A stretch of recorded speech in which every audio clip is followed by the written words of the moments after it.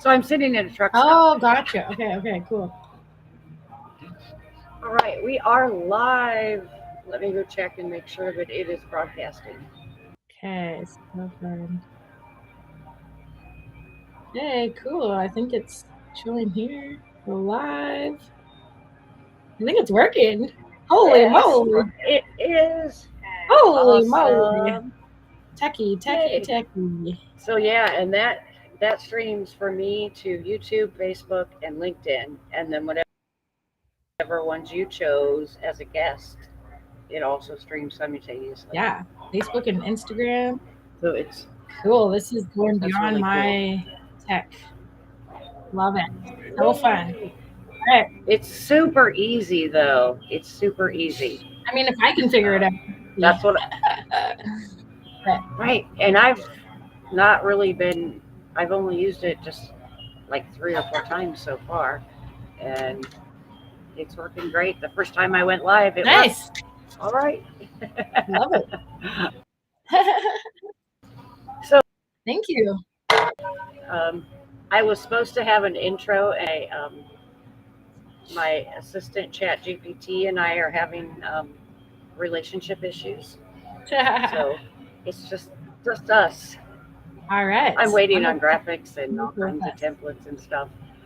But I am so excited to have you here. I'm just going to introduce you because obviously we just connected in the last few days, and just run with it. Whatever feels good to you to share today, and then I'll just ask questions as we go. Okay, amazing. So this is my new friend Tosh, and so far she is amazing, and I'm excited to learn more about her. And I'm just going to turn it right over to you. Okay. All right. So I'm totally out of my comfort zone here. I've shared a lot, but not. I feel like I'm going to share a little bit deeper than what I've been sharing in the past. Just given your, conversation of grief, addiction, and healing. So I guess I'll kind of just preface with what I would normally, and let's see where it goes. So if I'm a little awkward, That's how I flow. So I'm Tash McCormick, and I empower women with autoimmune and stress-related symptoms to reclaim their feminine flow, freedom, and joy in their body and in their business and beyond, because that really ripples through. And I do this through many different ways, working 20 years in healthcare. I have a lot of practices in my medicine pouch, including metaphysical anatomy, primordial movement, a complete water transformation, and quantum keys. So I help women in these ways. Now, how I got here, that's where the grief and the addiction and the healing, right? That's the juicy bit. So that's going to kind of, I guess, what I'm going to share. All right, let's just dive right in. Okay, here we go. I'm just going to share it. Basically, I honor jumping it's so in. uncomfortable right now. I'm like, who's watching? Who's going to see this? But hey, here I am, and this is real, and this is the real raw me. So, which led me to exactly this moment right now. So I am very grateful for it, and thank you so much for Angelique for allowing me this space to be awkward and share. Absolutely. We've all been there. And, the raw stories and the experiences we went through, you're right, got us to exactly where we are. You know, I've just been talking about it recently because it's really hard for people to hear, and it was really hard for me to share at first. But, you know, through my grief and losing 2 boys in 8 months, that was fucking hard. But and I'm still sad and I still miss them and I wish they were here and they're humans. But I'm also grateful.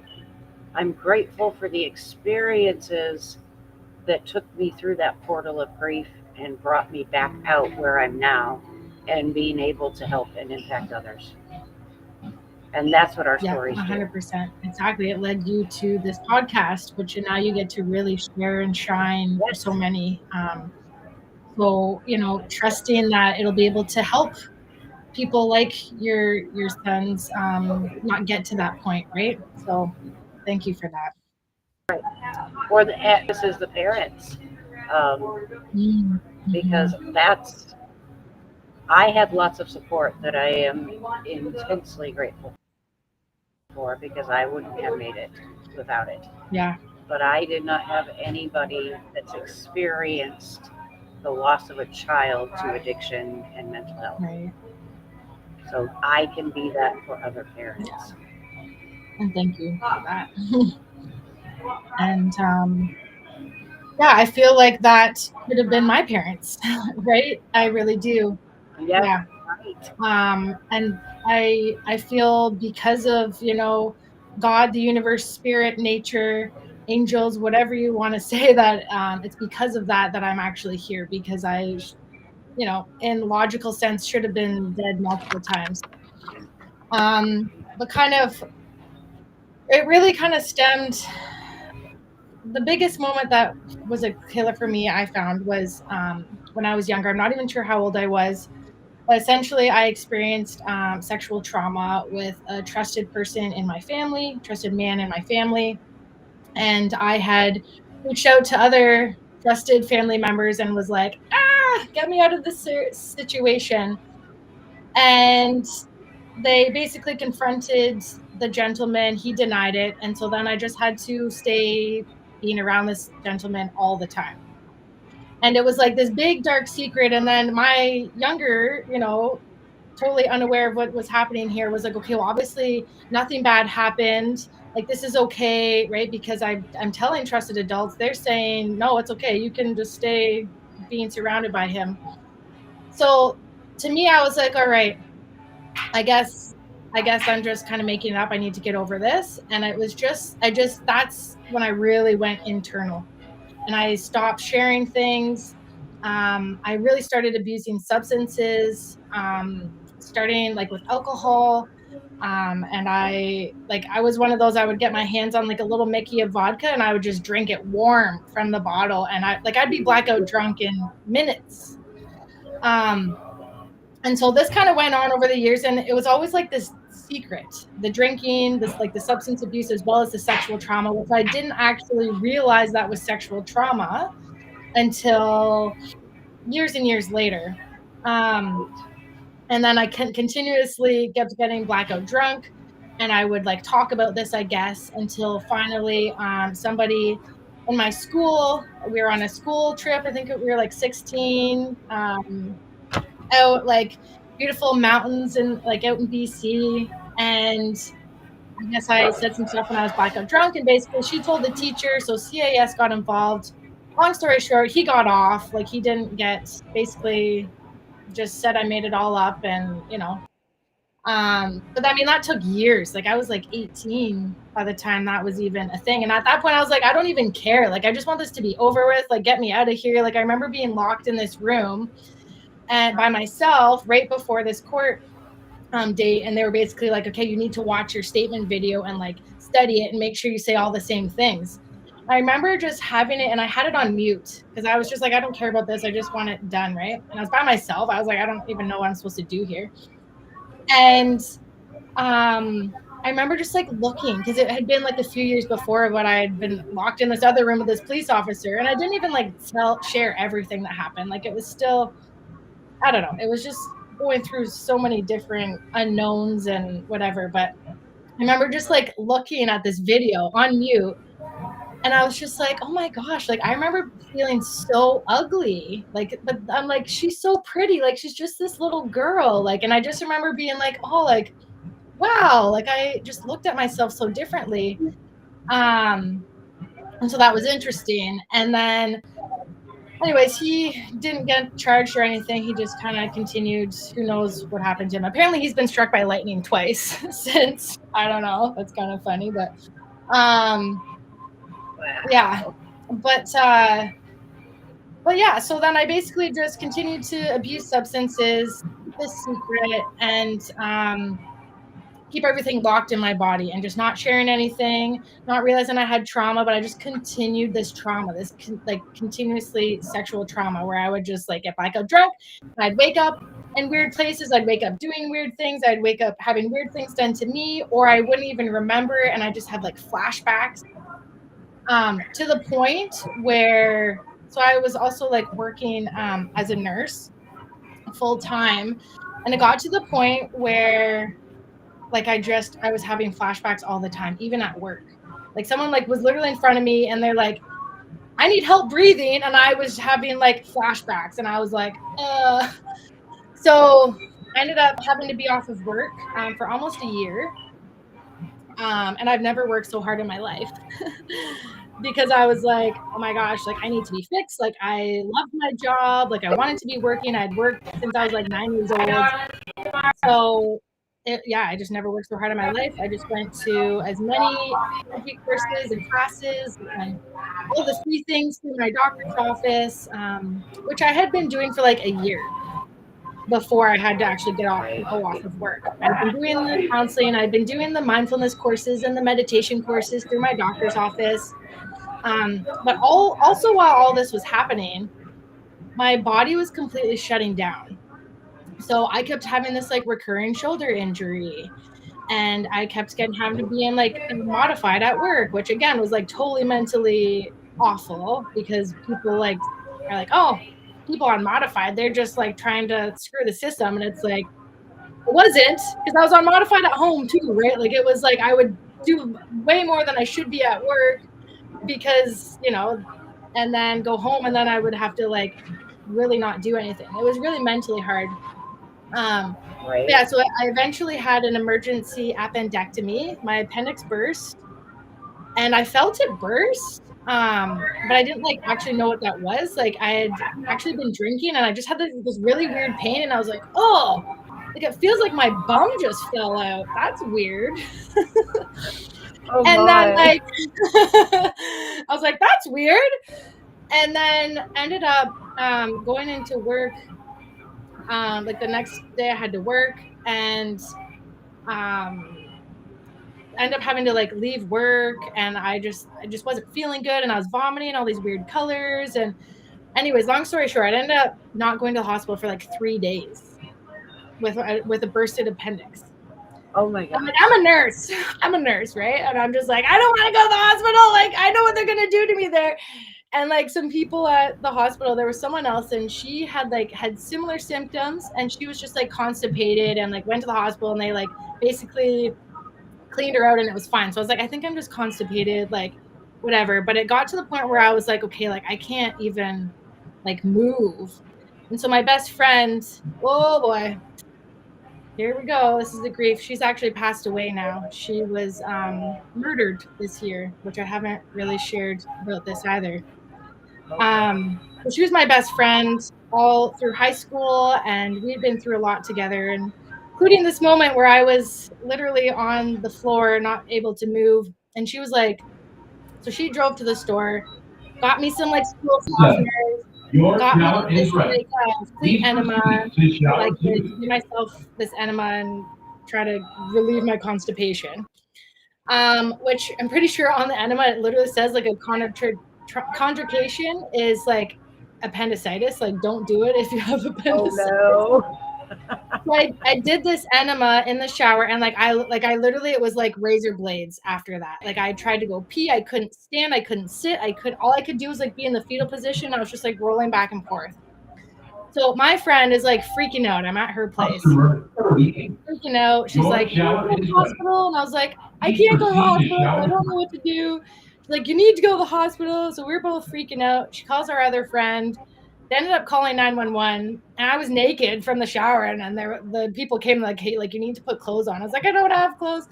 So they somehow like got these like shorts and a t-shirt on me. And like, it was it was November 30th or December 1st. Like it was cold, but like, this is all they could get on me. And yeah. And so my friend had been struggling with addiction as well. And so she looked like she had been struggling with addiction. And so her and I are going to the hospital. So it probably looked like I was struggling with addiction as well. So they wouldn't give me anything until like they did all my blood work and everything. And then I ended up going in for emergency appendectomy. And And that still didn't like wake me up. Like I wish I could say that was, but it didn't. I was in the hospital for 10 days, which was like way longer than what I should have been. And in my opinion, it was the IV that kept keeping me sick. Like I'd literally have a sip of water and like I would vomit like it was like Coca-Cola. And this is like after like weeks of not hardly eating anything. But yeah, so then finally they stopped the IV antibiotics, and then I was like within 24 hours, like I pulled my IV, I was like, I'm out of here. Like I need to get out of here. Like I just need to get out of here. Like there was no medications they were giving me other than this IV antibiotics. So I was like, I need to go home. And it was like a rough recovery. But then I started drinking again, like a few weeks into recovery. And so then a few weeks into recovery, I ended up actually getting into a car crash, totaled my car. That still didn't wake me up. I still was like, oh, whatever. I'm just gonna like live my life and pretend that none of this is happening and I'm okay and not anybody. And then I got full-blown body psoriasis. And that was like, I couldn't hide that anymore. Right? Like I had from here, from my chin to my ankles, bright red, patchy, scaly, like burning, but everyone could see it. And so that was like, it was uncomfortable. It wasn't nice to have, but like emotionally, that's when I just lost it. And because everybody could see it, and like people would point or they'd be like, oh, what's that? Or, oh, you have a rash. And like I got to the point where I was like, really? I do? And I'd like look over and like pretend like I didn't see it. But then it was like if somebody didn't comment on it, it was almost just as awkward because I'm like clearly we can both see that. How do you not see it? Right? So even though I had been doing the mindfulness, I had been doing the energy stuff, I'd been doing the meditation, I'd been doing the like the mindset, all that stuff, that wasn't enough. And I'd actually like and it had transformed it. Like I had it had gone at bay and I would only just have like little patches, but it would flare up and it would go all over again. And each time it would flare up, it would go even farther. The one time I was half up my face, I woke up and I was half my face was just like purple. So the first time I was like, okay, like I got this, and I wasn't really drinking or anything. And then the second time, or maybe it was the first time I like drank through it. And then the second time I was like, okay, no, like I need to like do something here, right? Yeah, so then basically I just was in fear all the time. And then rewind, that's how I got to that point where I was at work and I just was having these flashbacks. And so that's when I had to be like written off of work. Interesting enough, it was like around that December again, I'm pretty sure. And so then, like I said, I never worked so hard in my life. So that's when I really had to like get in, and I was like, I started with EMDR therapy. And we had this session and like my body was like doing all these weird things and I was like convulsing and I was like terrified. I'm like, what is happening? Like my body's like doing this. And he's like, oh, this is good. And he's just writing. He's like, this is good. And I was like, I am scared. Like, what is happening? Like to my body? Like my body is just like what is happening? Right. And then he's like, oh, it's good. I was like, this is not good. Like, what is happening? And no support at all. It was so interesting. And then he was like, oh my gosh, like I can't get you out of it. And then he kept saying like, oh, like you keep taking up too much time. Like I can't like get you out of these sessions. And I was like, you're the one leading them. I don't know what's happening. Like I'm just going through it. And then this one time he was actually like, I was like, oh, and by this time we had a few sessions. So I'm like, oh, okay, this is good. Like, and like, my body was like numb and I couldn't like feel half my body. He's like, no, this is not good. You're having a panic attack. And I was like, what? Like, it was just like, it was so confusing. So then that's when I found like the energy, like the real, like getting it. And so the EMDR is getting into the subconscious and for sure. Right. And that was, great. Like, that's when I realized I had trauma. He was like, you have a lot more trauma than you let on. And I was like, that's trauma? Like, I was like, oh my gosh. Well, if you think that's trauma, like just wait till what I have to tell you. And so it was just even, that was kind of like my big thing of like realizing, okay, like accepting the fact that, okay, I've had some trauma, especially sexual trauma. But what got me through this all of these years, because I wasn't growing up religious. I didn't like grow up with God or Jesus or anything like that. But I very much always knew that everything happens for a reason. And I didn't know what that meant, but I just was like, everything happens for a reason. So all of those sexual incidences, I like told myself, I was like, I don't know who benefited from that, but like somebody benefited really good from those scenarios. I was like, I don't know who it was. Especially when it was never acknowledged to you at all, and nobody said, yes, you have been traumatized. Yeah. Well, and then like when it was Crazy. during court, then it was kind of like, well, just kidding. Like you actually just made it all up. So yeah, so then it was just yeah, going through that and having the like subconscious come through. And oh, so what I was saying was about the whoever like benefited from all those like bad things that had happened. It turns out like years later I realized like that person that benefited from all those bad quotations things happening was me.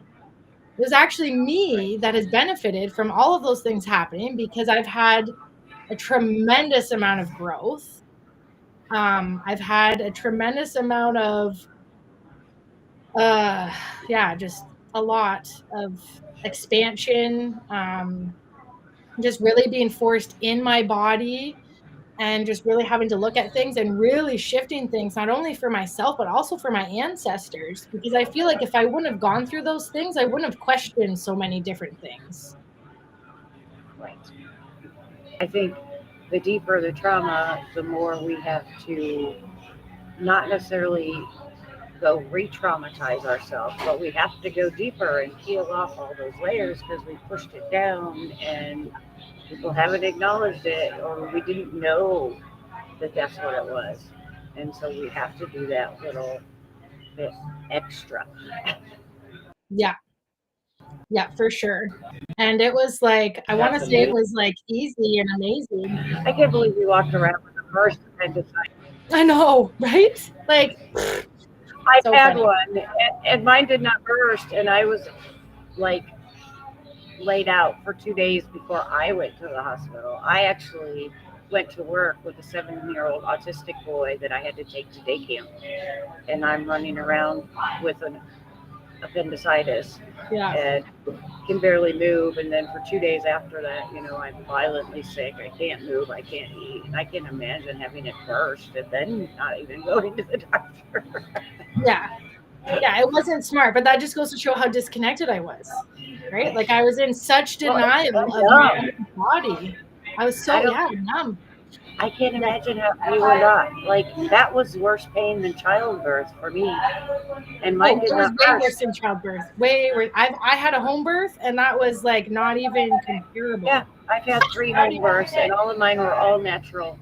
Yeah, And appendicitis was way worse.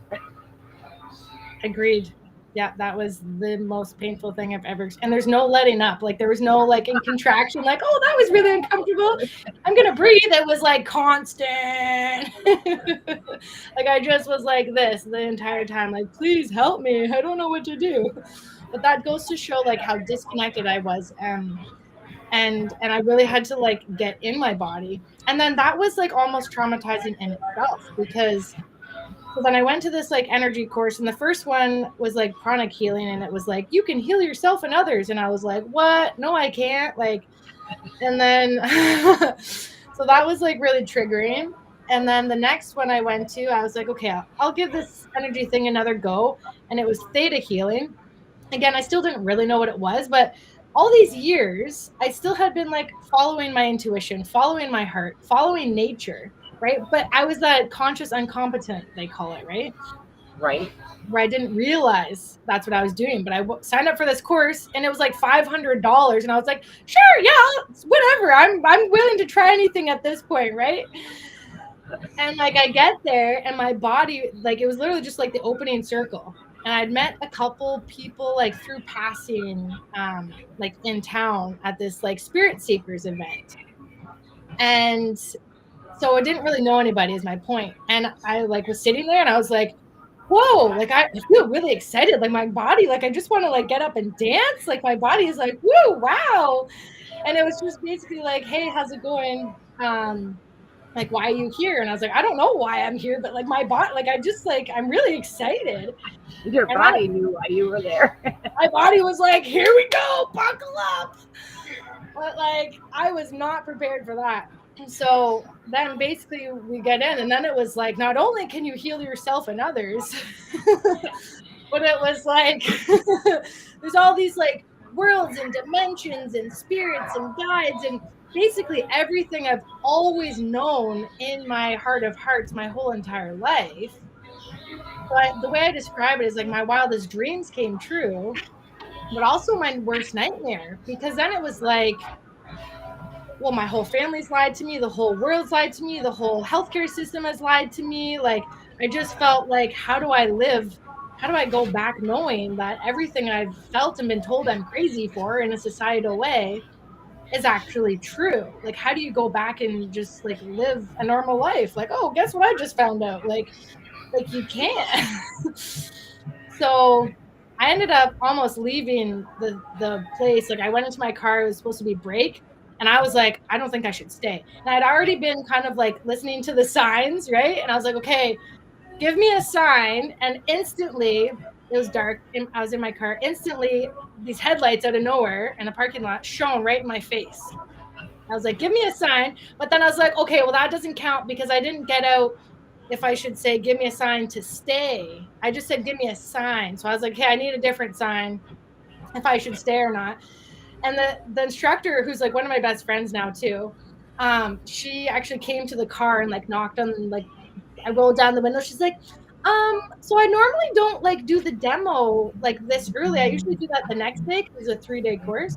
She's like, but I was wondering, I'm feeling cold. Like, will you do the demo with me when we go in? Because I guess she knew I was about to leave too. And I was like, yeah, okay, I'll do that. And what it did is it took me to like one of my first memories ever. And I was like 3 or 4. And I was like by this tree.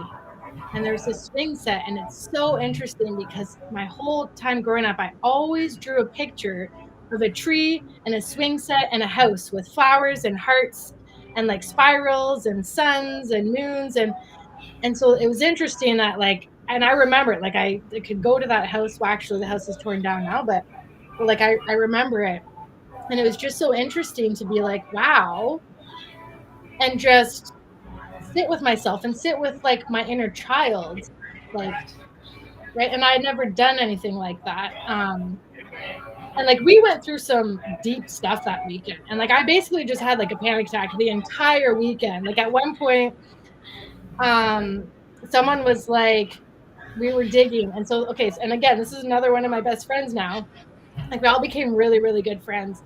But this lady, and she had red hair, and she had done the course before. She was doing like a retake. And so we were supposed to do this like digging on each other on a fear. So basically she's like had experience, right? So she's kind of like whatever, trusting everything that comes to her mouth, has no filter. And I'm like, I'm afraid of everything. Like I'm afraid of this and I'm afraid of that. And I'm afraid my psoriasis is going to come back out. And she was like, whoa, whoa, whoa. And then she was like, ugh. Like, it looks like you were a Nazi killer in another life. And I was like, and I was like, I didn't even think I believed in past lives. And I had a full-on panic attack. Like, I started like hyperventilating. I started like doing this. I was like, like the whole room just went to like, oh, what's going on with Tash? Someone came over and like put their hands on my back, and I just started like screaming. And I just had this, they make fun of me now, like, because they're my friends, but it was just like, you just had like this exorcism. And so, and then it was just like all these years of everything that I had built up in my body and like stuffed down and had, you know, been told was a lie, and like speaking my truth and like having that not be believed, and all of these things just like finally had this safe space to come out. And she was like, oh, I just finished with psoriasis leaving. And I've never had psoriasis since. Like, it's literally, it was poof, gone, not even a little patch. I'm not even afraid of it coming out. Like, she gone. Right. That's amazing. That's a lot to unpack so fast, though. It No was. wonder your body had a panic attack. Yeah, it was. Yeah. And so that's why now, because it was so like intense for me through all of that, is like, that's why I help women now. So they don't have to get to that part, first of all, right? They don't need to be literally on the ground. Like, they don't need that. That's helping women to be able to like really get in touch with their bodies and listening to the whispers before their symptoms, right? Because the body's always talking to us. So it's whether we're listening to the Yeah. whispers or we have to like have the body wailing to these like, crazy symptoms. That's why I really help women do that, and to be able to be this like guide to journey with people, because it doesn't have to be that dramatic or traumatic, right? That was my experience. Um, but it doesn't have to be like that. Well, yeah, and everything I talk a lot about everybody's grief is very unique because we're all unique. Even the way that I grieved each of my boys was way unique, and all of our journeys and all of our expansion are totally unique because we are absolutely unique, and so nobody's ever going to have the exact same experience, but we have been through similar things and we've been through the energetics of that. And that's why we can help and guide others and Yep, save them a lot of exactly. pain. What's that? And save them a lot of pain and time. Save them a lot of pain, exactly. And it's like, what a story that I have. I'm like, if I can get through that, like, Right. then so can you, right? Like, Exactly. and I had to really shift my mindset of like, what that made me just in general. And I really had to grieve versions of myself. I had to like grieve this traumatized victim mentality that I just resonated with briefly, and then I had to like really let that go, and I had to like grieve parts of my family and grieve parts of my friends, and then eventually my nursing job, right? Because then I went back to work after I'd been off of work for that year, and I was like, whoa, like how do I function in this system now? Like Right. I didn't fit in before. Like I definitely don't fit in now.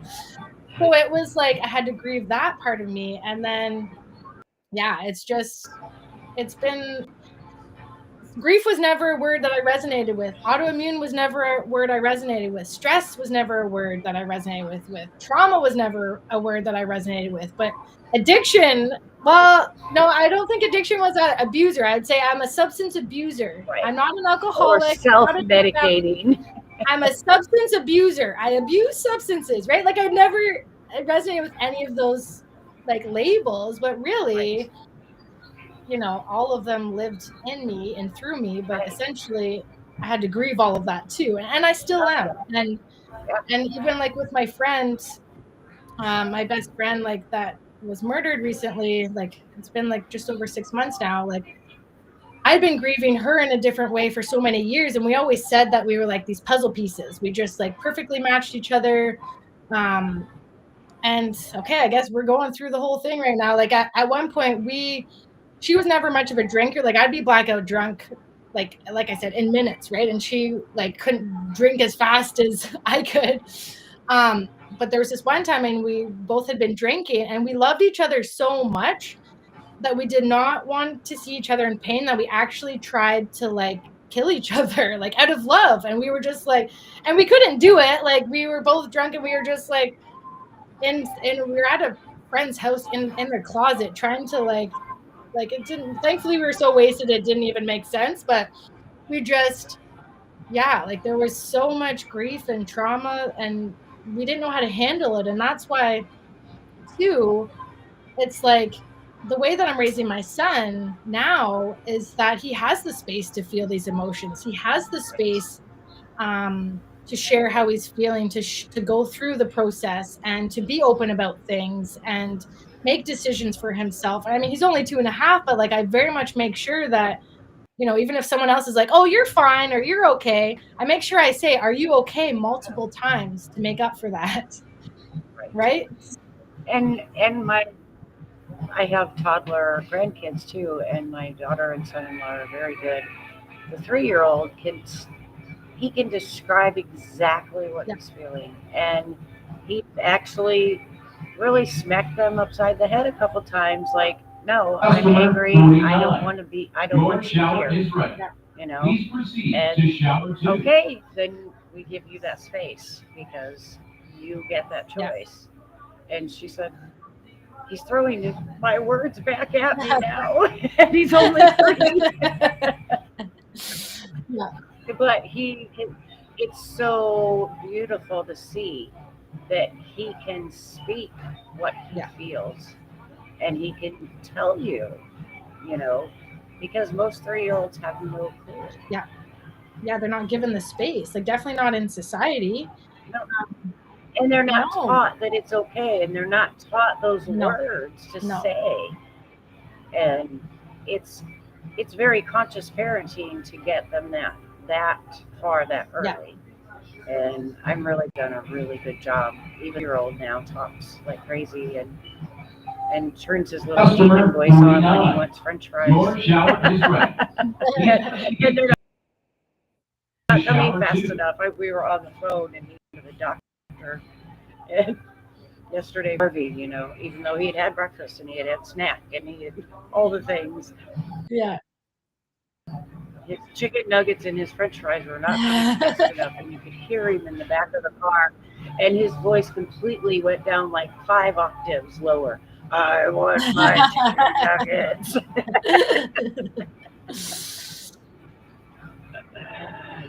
But it's so cool to see it because that was where I started working with people because I have such a Yeah. heart for children. Obviously, I Yeah, have 10 that's of them, wild.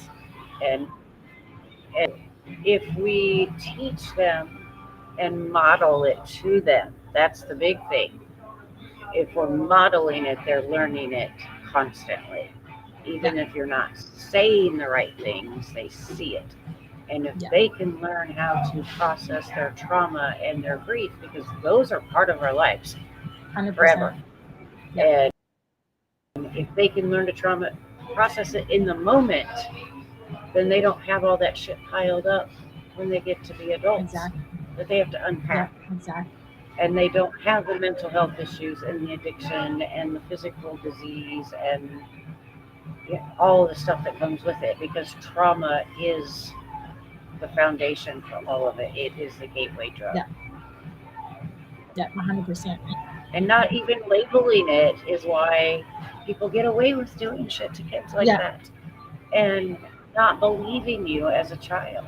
Well, and this is too is where I'm like with him, I'm like, when people are like, oh, can I tell you a secret? I'm like, no, we don't keep secrets. Like, especially from an adult, like we don't keep secrets. Like if you want to have a surprise, like, oh, like there's a surprise, like in a gift or something. But I was like, and I get a lot of pushback from that from adults. Because they're like, oh, we're not allowed to say a secret. I'm like, yeah. Or when people, or he's being loud and people are like, be quiet. I'm like, nope, because guess what? I was told, like, we keep secrets and we be quiet. So guess what I was? I kept a secret and I was super quiet about it. And so he can scream as loud as he wants. And I'm like, I'm uncomfortable as all heck when it's like happening, but I'm just like, nope, you're gonna have your voice, and you are gonna have your voice, and you're gonna speak your truth, and you're gonna, say what you want and say what you need, and you're gonna have the space for that. As best to my ability, I'm gonna provide that for him. Like I'm not perfect, obviously, right? But yeah, I definitely. But we do the best we can with the knowledge and skills we have. Just as my parents did, right? Just as their parents did, just as, there's been these cycle breakers for years. We're not the first ones. It's like, they've been doing it for years. Oh, yeah. I came to be the disruptor of a lot of things. That's it, in my human design, but I'm the black sheep of the family. Yep. So it fits, whatever. But it's true, and I just, oh, I was on a workshop yesterday with another gal that I met through the conference, the Empowerography conference that I did several weeks ago. She's a grief counselor or a grief coach. And we were talking about, you know, when you deal with major grief, like losing two of my children in less than a year, and you start processing through, and I've learned so much about it that it's taken me back to other areas in my where I didn't know I was grieving. Your shower is ready. And I didn't Please know proceed to shower that I one. needed to process it. Yeah. So now I've gone back and processed through those with my own, and that's made things given me such clarity in how much we do have a constant, well, not constant, but there are all kinds of layers and types and levels of grief. Like you said, grieving the old you know. I grieve my boys, but I also grieve the mom that I used to be. I Yeah. grieve the mom before the drugs, before they were addicts. Yeah. And I grieve the boys that they could have been, Yeah. you know. And that's why working with the parents, even if they haven't lost a child to death, they Customer, are raising 50. addicts. Your They shower are is ready. grieving Please proceed to in shower one. multiple ways all the time. I've Yeah. been grieving for 20 years because I loved addicts. And I had to grieve all those pieces of them and all those pieces of me. And, you know, so but it's not, there's such a stigma to it and such a Yes. judgment of, oh, you lost your kid, so, give yourself a few weeks and then go on with life. Or it's the other side of the thing, oh my God, how are you even still breathing? Well, thank God I am because you haven't checked in on me, you know, because after the funeral, all that stops. Yeah. But it's like we don't even allow people to understand that that's what they're going through all their lives. You're grieving any kind of perceived loss that you've had, even if it wasn't physical or tangible. If you perceive it as a loss, you're grieving. Yeah. And it's just not normalized and not accepted. And that's why I'm doing this with breaking the silence, because this needs to be talked about. Yeah. It needs to be shouted from the rooftops. It really does. Yeah. And thank you for the space because again, I wasn't expecting this, but and like You know what? I don't even I ask. don't know where we're I going. have not asked. My number 5 episode, or no, 1, 2. You're number 4. I have 5 in a couple hours.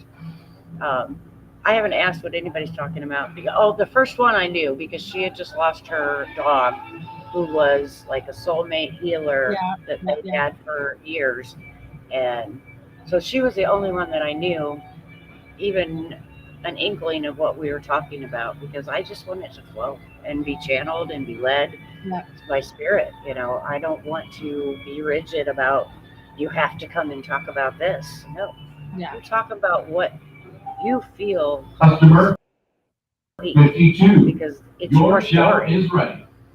Yeah. Please proceed to I'm shower 3. definitely getting yeah, like I'm going through this process even just through your podcast right now, like with my friend, and I haven't even said her name. Like, it's so interesting. Like, I'm afraid to say her name, and I'm afraid to say that she was murdered. Like, and it's just like, I don't think I've really said it out loud too much, and definitely not on social media. But yeah, like my best friend Cassidy, and the song that was playing previously, it was by Gnarls Barkley, and it was and I think you're crazy. And that was like one of her and I's songs that we would play on repeat all the time. And so I've been going through this grieving process, even just talking to you, and you know, as you know, like with addiction, and it can be really hard, and there's other, you know, like heavy addictions of people in my life that I love, and it's hard, Your and shower especially is with Cassidy going through that with her all those years and struggling with my own addictions as well. Just it looked very different. You know, I was a nurse, and I you know, it was like this double life. Like I could keep my stuff together, but when I wasn't, right. And a lot of people don't know that. But with her, it was just like, it was years of grieving, of just like her wanting help, and then, you know, I would drop everything and try and get her help, and then she wouldn't get the help, and it just went, and she ended up having like multiple children, and just going through this process with her, and it was really hard. And I've gone through so many different stages of grief, and I've gone through anger, and it was so interesting because right before her passing, like I was like mad at her too. Like I was just mad. And I always wanted to, like, mostly just because I just wanted my best friend. Like I was like, why can't you just like be here for me? Like I'm going through a really hard time. Like I want you here. I want to be there for you. Right. And it was just like I wanted to switch lives with her forever. Like it was like the survivor's guilt that I had. And I just Yes. was like, I want to be where you are. You deserve the life. Like you need to be in this life. I need to be on the streets and living the life that you're living. Like you don't deserve that. I will do that, right? And it just, so I had to like grieve the fact that I wasn't even in that space. Like she came through like all of my energy sessions, because I was like, well, if I'm bettering myself, I'm leaving her behind. Like she's my puzzle piece. She's my soul sister. Like She's a ride or die. right? Like I can't do this. Like, and you know, and I had to, and just having to trust that, like, you know, but I still never expected her to not be here. Like I still pictured her like old, and I pictured her like, you know, kind of like old and decrepit, and we'd just be like weird still and whatever. But like Little, I never ever imagined that she'd be, you know, gone the way that she right. did. And Well, and when it's a sudden violent death, that's sometimes harder because you don't expect it. You know, it's not like a long time illness, or if she was not in active addiction, you're not waiting for that overdose phone call, you know, because I lived with that for many, yeah, many, many years, is waiting for that call that I right. finally got. And but I think the sudden, because my younger son was hit by a Wow. truck, and he was in active addiction, and they said it was suicide, but his blood alcohol level was Oh, 0.4, so he couldn't no, choose that's not, to take his no. life. And he didn't, and he had told me repeatedly, I don't want to die, but I don't want to live Yeah, where I'm at in this state. He just couldn't find his way out of that yeah. state. But so I speak a lot about accidental suicide because that's a real thing, and I'd never heard of it until my son died. Well, and it's interesting that you brought that up And too, because I, like, through all of that too, and I had my mental like breakdown, which I now call my mental breakthrough. Like I had like severe anxiety, extreme depression. I didn't even know extreme depression was a thing, PTSD, and I was suicidal, like to the point like every little thing I'd be driving, I'd be like, okay, how can I make this look like an accident? How can I make this look like an accident? Or I'd be like, I'd see a pen, I'd be like, how can I make this look like an accident? And I'm like also just like functioning like a normal person. Like people are talking to me, I'm interacting with them, but meanwhile, I'm literally like, I just want to die. I just want to die. How can I die as an accident? So I was afraid to be blackout drunk. I was like, I'm going to do something when I'm blackout drunk, that because it you is can't what come I'm back thinking from. about all the time. Right. So Yeah, I was afraid of that happening too. Like, and like I was terrified of just not waking up one day and not even knowing what right. happened. Or just not waking up because Yeah, we just never yeah, know, and that's a huge exactly, thing. exactly. Because he had attempted to take his life twice before he came to stay with me, but he even though he was drinking again, because he had been 4 years sober from alcohol, Wow.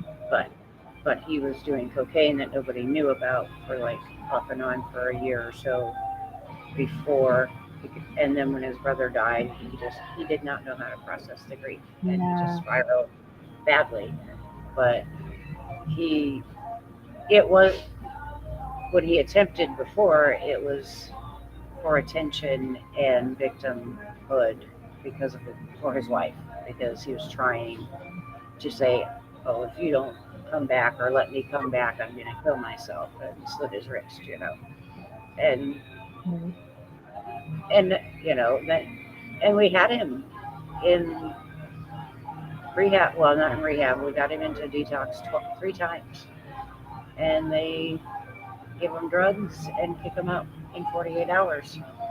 Now, he did go on the last time to rehab, and he spent 2 weeks in rehab. But then he said one of the buzzwords that you can't say, or something happened, and they kicked him out. Yeah. With no resources.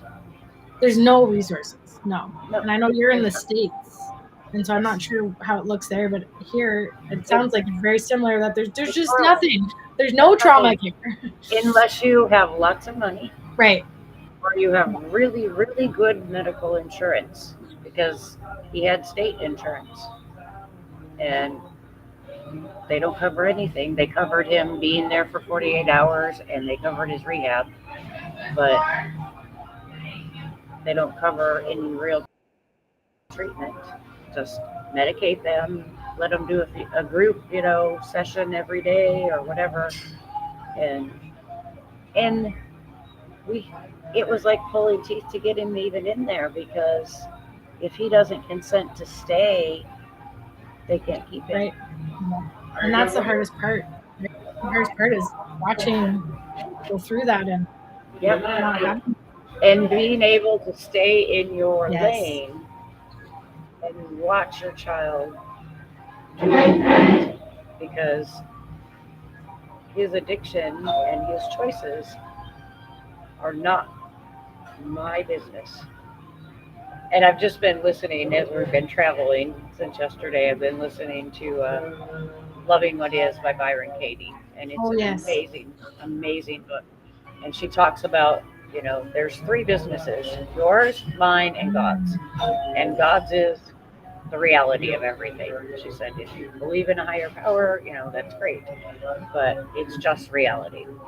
So his addiction wasn't my business. That was his business.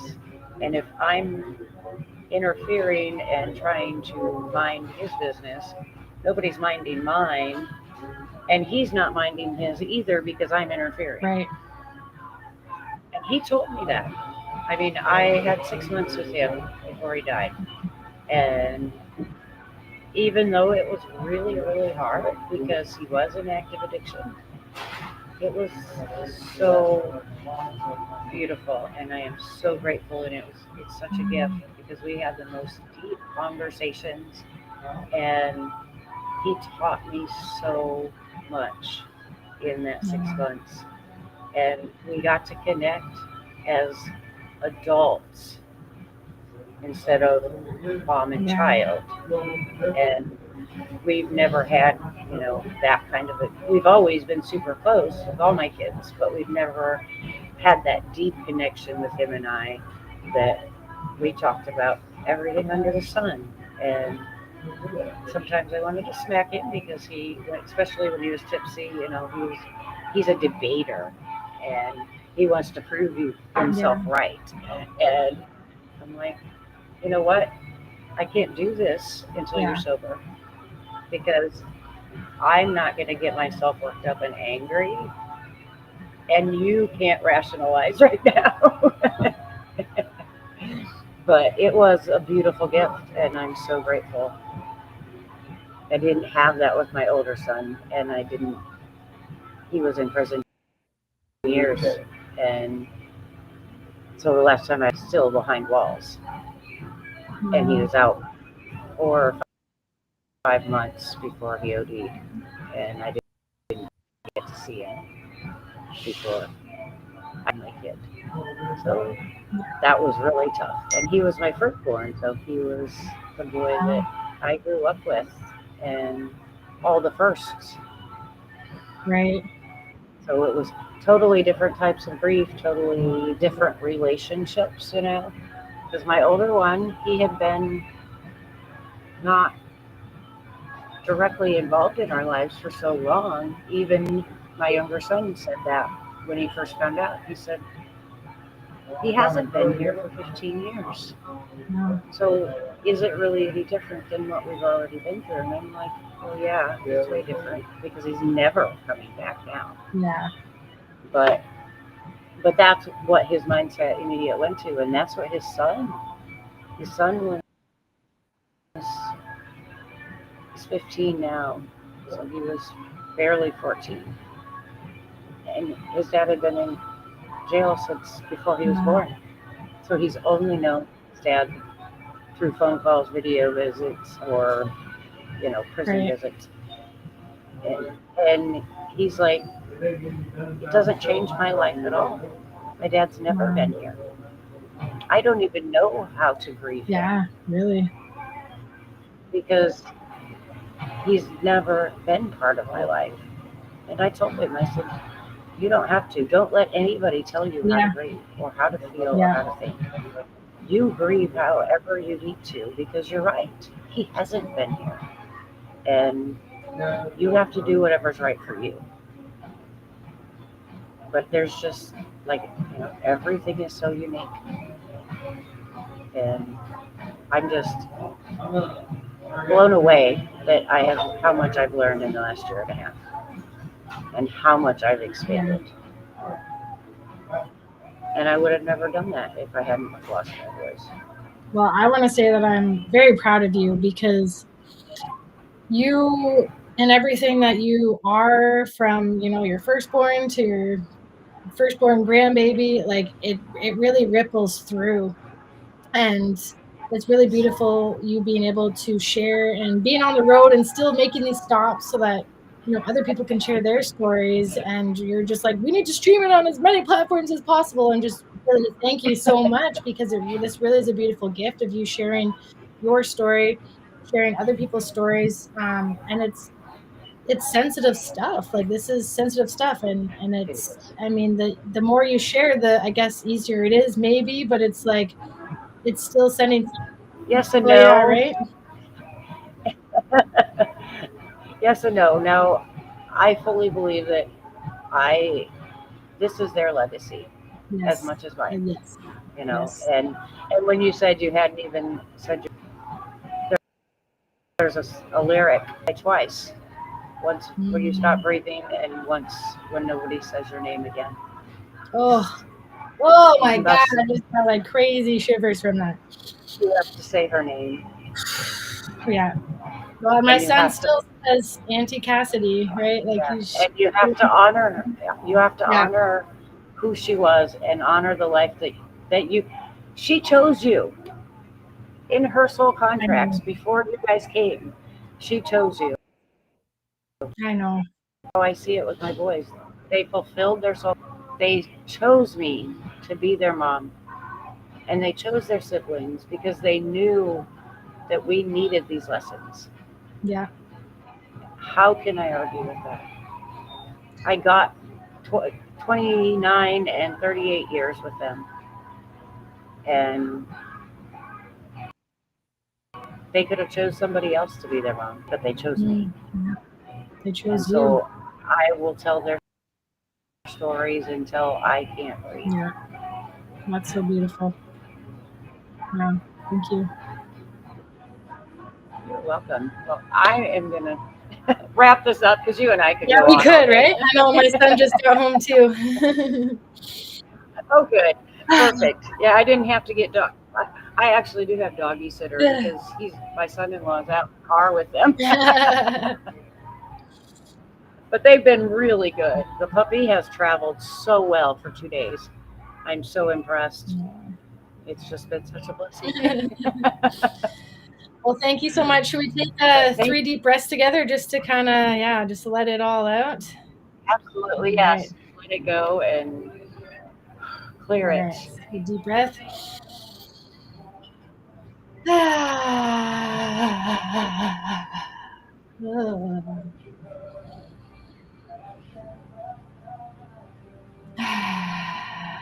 One more big one.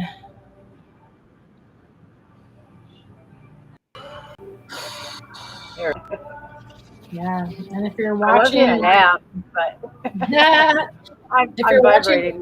the replay, like maybe just put someone you're honoring in the comments. Put their name. I love what you're saying about seeing their name, and there's so many names, you know. So Oh just yeah, absolutely. share, There share, are, share. and just you know, remember the memories were created so that we could remember. They're not gone. Yeah. They're still here. My boys are right here Yeah. on each Oh side. yeah, I feel Cassidy all the time. more than ever. Oh yeah. It's just a different form, and it's a different way of loving them. And that's all it is. So thank you so much. Thank you. If you want to go drop links into the comments, or when I get settled tomorrow, I will go put in all your information. So whatever you want Yeah. to Okay. do, we'll get it done. All right. Love on that boy, and be gentle with yourself, because we moved a lot of Yeah, energy. we did. I was like, whoo! I'm shaking. So yeah, I'm gonna go run with the dog Yeah, for a minute. yeah. All right. Thank you so much. Take care. Have a All wonderful right. night. Thanks. Same to you.